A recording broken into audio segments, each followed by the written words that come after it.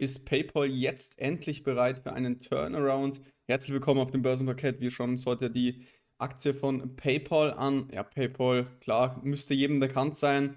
Ist ein weltweit führendes Unternehmen im Bereich digitaler Zahlungen, also das Online-Geldtransfers und Zahlungslösungen anbietet. Wurde schon 1998 gegründet und wurde bekannt als einer der ersten Plattformen für sichere Online-Zahlungen, insbesondere eben durch diese Integration in eBay, und man hat auch eine wirklich Vielzahl von Dienstleistungen, zum Beispiel digitale Wallets, Peer-to-Peer-Zahlung und Geschäftszahlungen, und man ist auch schon in über 200 Ländern verfügbar. Wir schauen uns heute die Aktien an. Die ist sehr, sehr beliebt bei vielen deutschen Anlegern auch und wird immer so als der extrem große Turnaround-Play gespielt und wird so ein bisschen mit Meta häufig verglichen, dass das jetzt hier so ein richtiger Value-Titel ist und eine richtig gute Chance ist. Und diesem Narrativ wollen wir mal heute so ein bisschen ähm, Aufmerksamkeit schenken, ob das wirklich so ist. Und deswegen schauen wir uns jetzt als erstes mal hier die Quartalszahlen im letzten abgelaufenen Quartal an, und zwar vom 30. Juli, also noch sehr, sehr aktuell. Ähm, Grundsätzlich kein schlechtes Quartal. Man sieht, dass es wieder ein bisschen besser wird, also dass da wirklich schon ein bisschen was mit Turnaround mit drinnen ist. Sie sagen jetzt hier grundsätzlich, dass sie starke Ergebnisse im ersten Halbjahr bzw. im zweiten Quartal hinlegen konnten. Sie haben auch die Guidance für 2024 erhöht, also sowohl was eben dieses Earnings per Share angeht, wie auch Free Cashflow, und aber auch das Aktienrückkaufprogramm haben sie ausgeweitet. Also das ist schon mal an der Stelle sehr schlau von dem Unternehmen, dass man da jetzt eben die Aktienanzahl auch zurückkaufen möchte, wenn das Unternehmen jetzt gerade doch im Vergleich zu der Vergangenheit relativ niedrig bewertet ist. Im Moment jetzt nur so ein 16er KGV. Grundsätzlich hat man hier wirklich eine breite Palette von Kunden, also klar kleine Businesses, aber auch richtig große Firmen, zum Beispiel DoorDash, aber auch natürlich die ganz normalen Privatpersonen, also die Consumer, so wie du und ich, gehören hier zu den Kunden. Ja, hier mal so Snapshot von 2024 im zweiten Quartal. Ja, wir sehen, Total Payment Volume ist hier um 11% hochgegangen, Umsatzwachstum um 8%. Also ist jetzt keine Wachstumsmaschine, das muss man auf jeden Fall sagen. Free Cashflow Growth wird jetzt hier nicht ausgewiesen. Auf jeden Fall sieht man hier mal die schöne Verteilung der Volumes auf die einzelnen Geschäftsbereiche. Und man sieht hier eigentlich sehr, sehr schön, dass hier dieses Unbranded Card Processing das höchste Wachstum hat mit 28% und danach hier Venmo kommt.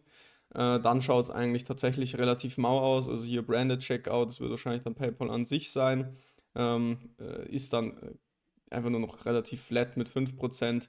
eBay hier negativ, also man macht hier an der Stelle das meiste eben mit diesem Unbranded Card Processing mit 28%. Ähm, Da ist das Wachstum jetzt eben hier am höchsten. Grundsätzlich sehen wir auch hier Key Financial Metrics, also Transaction Revenue ist hauptsächlich eben bei Braintree ja, nach oben gegangen, und das ist eben zusätzlich eben so ein Branded Checkout, und was noch dazu geführt hat, ist eben hier Venmo. Venmo ist ja jetzt in Deutschland nicht so bekannt, aber das ist eben auch nochmal so ein Zahlungsdienstleister, der vor allem in den USA eingesetzt wird. Und hier ist jetzt die Guidance für das dritte Quartal 2024. Wir niedrige einstellige Wachstumsraten, die hier geguidet werden. Also auch jetzt nicht der absolute Bringer, was die zukünftigen Wachstumsfantasien hier angeht. Auf jeden Fall ist interessant zu sehen, dass grundsätzlich hier jetzt nochmal bei den Accounts und Activity Metrics zu sehen ist, dass die Active Accounts hier um lächerliche 0,4% zugelegt haben. Also man muss klar sagen, PayPal schafft es nicht, neue Kunden zu gewinnen. Zumindest in diesem Quartal jetzt. Sehr, sehr schwach. Das ist jetzt hauptsächlich das Wachstum, was resultiert aus den höheren Zahlungstransaktionen. Also nicht aufgrund von neuen Kunden und die Steigerung der Kundenzahl, sondern nur, weil halt die Bestandskunden mehr PayPal, Venmo und so weiter benutzt haben. Also es muss an der Stelle auf jeden Fall gesagt sein, dass das Unternehmen hier nicht seine Marktstellung ausbauen kann gegenüber Mitbewerbern. Jetzt gucken wir mal hier in den Qualitätscheck rein. Wir sehen jetzt hier eine Bewertung von 11 von 15 Punkten, müssen aber dazu sagen, das ist jetzt hier im Schnitt der letzten 5 Jahre. Und vor 5 Jahren war das Wachstum ja doch noch stärker. Also könnte sein, dass wir jetzt schon eigentlich eine niedrigere Bewertung hier haben müssten. Aber grundsätzlich ist es ja jetzt auch kein kleiner irgendwie Volatilitäts-Hochrisikotitel. Von dem her alles in Ordnung. Wenn man hier mal den Fair Value zum Gewinn anschaut, jetzt auf Basis eines Jahres, da wird es hier unten schon wirklich ein bisschen kleinteilig, aber wir sehen, dass wir da ungefähr auf dem Fair Value zum Gewinn liegen. Beim Fair Value zum Umsatz sieht es ähnlich aus. Es ist einfach sehr, sehr unschön durch diesen ganzen Corona-Hype, wo die Aktie mal wirklich richtig stark zulegen konnte. Hier so eine schöne Veranschauung auch davon, also in 2020, 2019 extreme Expansion, was KGV angeht, EV zu EBIT und KUV, also extreme Überbewertung. Die wurde jetzt komplett abgebaut, jetzt sind wir auch auf historisch niedrigen Niveaus angekommen, also deutlich unter den vorherigen Niveaus vor Corona. Was die Margen angeht, alle rückläufig, beziehungsweise seitwärts gerichtet, was die Gewinnmarge an sich angeht. Bruttomarge aber deutlich sinkend. Also sieht jetzt nicht so aus, als könnte das Unternehmen hier seine Marktposition festigen. Das gefällt mir jetzt nicht gut. Dividende zahlt man keine. Sonst sieht es aber hier relativ grün aus mit einem Priotrowski F-Score von 7 von 9 Punkten. Das Einzige, was hier einen Punktabzug bringt, ist, dass die Preissetzungsmacht eben sinkt und geringe Aufnahme neuen Eigenkapitals. Aber grundsätzlich alles in Ordnung. Jetzt schauen wir uns dann gleich noch die charttechnische Situation bei dem Unternehmen an.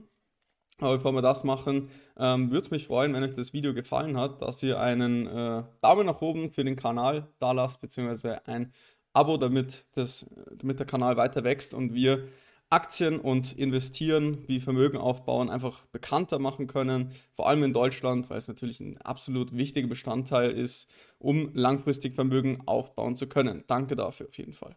So, jetzt schauen wir mal auf den Chart. Das ist jetzt für mich wirklich ein wichtiger Bestandteil bei dem Unternehmen. Und hier in diesem Hype 2021, diese extrem hohe Bewertung, da hatten wir 70er KGVs, war natürlich verrückt. Dann ist hier diese Inflationskorrektur gekommen und wirklich mit einer extrem starken Bewegung nach unten. Möchte ich jetzt hier mal kurz messen, wie weit wir da runter vom Allzeithoch sind. Wir sind hier minus 80% im Moment vom Allzeithoch nach unten, im Tief minus 83%. Also richtig, richtig bitter. Der langfristige Aufwärtstrend war allerspätestens hier mit Schlusskursbasis, Monatsschlusskurs, Wochenschlusskurs unter diesem Tief. Also wenn man da ausgestiegen wäre, das wirklich der allerletzte Ausstieg gewesen wäre, dann hätte man sich hier nochmal, zumindest aufs Tief, 40% Verlust erspart und jetzt immer noch minus 20%. Also wer die Aktie jetzt hier oben irgendwo gekauft hat und immer noch im Depot hat, der sollte sich mal ein bisschen Gedanken machen, vielleicht über seine Strategie. Also für mich war die Aktie ab hier schon, ab dem Bruch dieser kleinen Seitwärtsphase hier oben, hier im Jahre 2021, Ende 2021, also wo wir hier nochmal diese kleine Seitwärtsphase, diesen Stabilisierungsversuch nach unten verlassen haben und diese riesige Gap aufgerissen haben, ab da war es für mich schon sehr, sehr bearish alles eingestellt. Also da war auch eigentlich die wichtigste mittelfristige Unterstützungszone und dann nochmal hier unten, wo auch die gefallen ist, dann sah es sehr, sehr schlecht aus. Also muss ich an der Stelle sagen, langfristig orientiert, Chartbild sieht katastrophal aus, sieht nicht gut aus, gefällt mir überhaupt gar nicht. Langfristig für mich uninteressant. Es wäre jetzt eben nur spannend für einen Turnaround und das schauen wir uns jetzt an. Wir sehen jetzt hier in beige eingezeichnet schon eine relativ schöne Seitwärtsphase, die wir ausbilden. Und wir laufen hier schon seit 2023 November seitwärts, also schon bald ein Jahr. Und konnten uns jetzt hier mal letzte Woche relativ schön rausbewegen. Auf die Quartalszahlen wurde die ganze Wochenkerze mehr oder weniger wieder schön wegverkauft. Also auch nicht so schön, da sieht man eben die Schwäche der Bären. Aber die letzte Woche war jetzt eigentlich ganz gut mit plus 4,4%. Auf jeden Fall, wenn wir jetzt hier über diese Range kommen, also am liebsten wäre mir eigentlich über diesen Wick, also bei 71 US-Dollar mit Wochenschlusskurs über 71 US-Dollar, da wäre da aber schon ein bisschen Luft auf jeden Fall drinnen. Also da wäre dann die nächste Keyzone, ja, sowas hier bei 82, 83 US-Dollar, vielleicht 75. Also da wäre dann auf jeden Fall ein bisschen Luft nach oben. Aber selbst diese Bodenbildung, die jetzt hier über ein Jahr jetzt schon andauert, die ist halt eigentlich auch zu wenig, um dann hier sagen zu können, okay, die Aktie, die geht auf Allzeit hoch. Also ich halte es eher für wahrscheinlich, dass wir uns jetzt hier langsam rausbewegen, nächste Zone hier anlaufen, dann wieder runter bewegen, wieder neue Seitwärtsphase, dann wieder langsam nach oben, wieder neue Seitwärtsphase. Also die Kurse hier oben, also das wird Jahre dauern, bis wir die vielleicht irgendwann wiedersehen, wenn wir die überhaupt wiedersehen. Also wirklich sehr, sehr schwierige Situation für das Unternehmen im Moment. Auch wenn man eigentlich sagen muss, dass das Unternehmen auf jeden Fall fair bewertet ist für das Wachstum, wenn nicht sogar unterbewertet. Also wirklich nur 14,5 KGV, das ist schon sehr, sehr niedrig für ein US-amerikanisches Unternehmen. Das muss man auf jeden Fall sagen. Wir schauen uns jetzt hier noch die finanziellen Daten an, um noch so ein Gefühl für das Unternehmen zu bekommen. Wir haben eine Marktkapitalisierung von 66 Milliarden US-Dollar. Wir haben hier einen neuen CEO, den James Alexander Chris, sagt mir aber gar nichts. Ähm, P-Ratio war hier tatsächlich im Hype 2020 bei 66 aufs Jahr gerechnet. Im Moment haben wir eben nur noch so einen 16er. Also Wahnsinn, was diese Aktie an Bewertung auch abgelassen hat. Und daher kommt natürlich auch der starke Kursverfall. Ja, ist das gerechtfertigt? Ja, also von 19 auf 20 war das Wachstum wirklich stark und vor allem die Net Margin Expansion sah sehr gut aus. Aber dann hat man eben hier wirklich Probleme bekommen. Ab 2021 nur noch sehr niedriges Wachstum. Die Nettomargen sind extrem eingebrochen. Dann natürlich damit auch das Net Income. Das konnte schon länger nicht mehr richtig gesteigert werden. Jetzt zuletzt geht es aber wieder leicht nach oben und die Net Margin, die scheint sich auch zu erholen. Also das Unternehmen ist jetzt schon so kurz davor, mal hier wieder ein bisschen mehr Preissetzungsmacht einfach hinzubekommen. Ja, hier Debt to Free Cashflow, sehen wir 4 Milliarden Free Cashflow, 12 Milliarden Debt, also Dreier Verschuldungsgrad, ist auf jeden Fall in Ordnung. Man hat auch noch sehr viele Cash-Bestände, das ist auf jeden Fall kein Problem. Was den Free Cashflow und die Cash from Operating Activities angeht, gefällt mir überhaupt gar nicht. Seit 2021 sind die rückläufig. Free Cashflow ist stark rückläufig gewesen, 2022 mit -6 und 2023 mit -18%. Also hier auch keine langfristige steigende Tendenz oder so, sondern das ist schon wirklich eigentlich zyklisch sogar. Also hat man zum Beispiel hier auch 2018 höheres Free Cashflow gehabt wie 2019. Also die Entwicklung gefällt mir nicht gut. Grundsätzlich können wir uns aber jetzt hier noch das Income Statement mit Total Revenue und Net Income anschauen. Hier sehen wir, das Umsatzwachstum war im letzten Jahr bei 9,7%. Also das ist ja immerhin schon mal nicht ganz so schlecht. Vom Umsatzwachstum sieht es okay aus, da ist jedes Jahr eigentlich grün, auch wenn wir jetzt hier eben unter das zweistellige Wachstum gerutscht sind. Beim Net Income sieht es ähnlich wie beim Free Cashflow aus, schon relativ zyklisch tatsächlich. Beim EBITDA etwas besser, beziehungsweise beim EBIT, aber da sieht man schon, dass eben diese ganze Corona-Phase und so weiter hier seine Spuren hinterlassen hat. Und man konnte irgendwie nicht so richtig davon profitieren, dass man da einen richtigen Hype hingelegt hat. Das hat das Unternehmen nicht geschafft. Ähm, aber was schön zu sehen ist, dass die Aktienanzahl ausstehend zurückgegangen ist. Also von 2017 1,2 Milliarden haben wir jetzt nur noch 1,07 Milliarden. Und wir haben ja jetzt auch gehört in der Investor Presentation Q2-Zahlen, dass hier das Aktienrückkaufprogramm nochmal ja, ausgebaut wurde, ausgeweitet wurde. Also es ist auf jeden Fall schön zu sehen, dass das Unternehmen hier die eigenen Aktien reduziert. Ich meine, das Unternehmen ist ja auch relativ günstig bewertet, macht auf jeden Fall sehr, sehr viel Sinn an der Stelle. Mehr Sinn auf jeden Fall, wie hier eine Dividende auszuzahlen. Und hier nochmal die EBITDA-Margen und die Nettomargen eingeblendet. Also bewegt sich wirklich seitwärts, auch relativ zyklisch. Klar mit dieser Halbphase hier 2020, 2021 mit drinnen. Dann der starke Absturz hier 2022.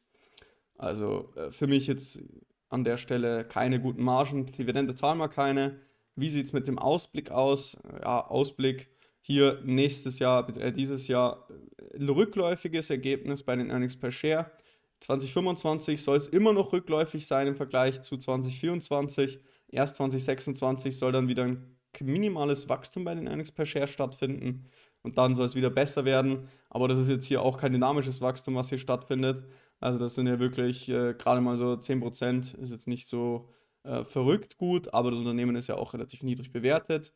Beim Revenue sieht es aber besser aus, da ist das Wachstum auf jeden Fall dynamischer und soll auch die nächsten Jahre zweistellig sein. Wichtigster Markt ist auf jeden Fall hier die USA. Danach wird einfach nur alles unter Other Countries zusammengefasst und die Transactions machen natürlich die meisten Umsätze aus. Also ich halte von dem Unternehmen sehr wenig. Ich finde, PayPal ist langfristig überhaupt nicht interessant. Wenn dann jetzt eben für eine Turnaround-Spekulation interessant. Was ganz witzig ist, ich war letztens im Fitnessstudio und dann haben zwei junge Sportler über PayPal diskutiert und dass PayPal jetzt hier eine brutale Unterstützung bei 60 US-Dollar angelaufen hat oder irgendwas um den Dreh. Und dann habe ich geguckt, 60 US-Dollar sehe ich keine Unterstützung. Das fand ich ganz amüsant. War auch so ein bisschen der Ausschlaggeber jetzt hier für dieses Video. Also für mich absolut langfristig uninteressant, wenn dann eben als mittelfristiger Turnaround-Play und als so Zahlungsdienstleister ein bisschen ähnlich zu PayPal. Für mich ganz klar Visa, Mastercard, die haben die Nase vorne und nicht PayPal. Aber was haltet ihr von der Aktie? Das würde mich sehr, sehr interessieren. Habt ihr die vielleicht selber im Depot? Seht ihr da langfristig eine gute Chance? Auch, dass wir hier dieses All-Time-High wieder erreichen? Oder wie seht ihr die Aktie generell? Würde mich auf jeden Fall interessieren. Danke für die Aufmerksamkeit. Lasst gerne einen Daumen hoch da, wenn es euch gefallen hat. Bis zum nächsten Mal. Ciao.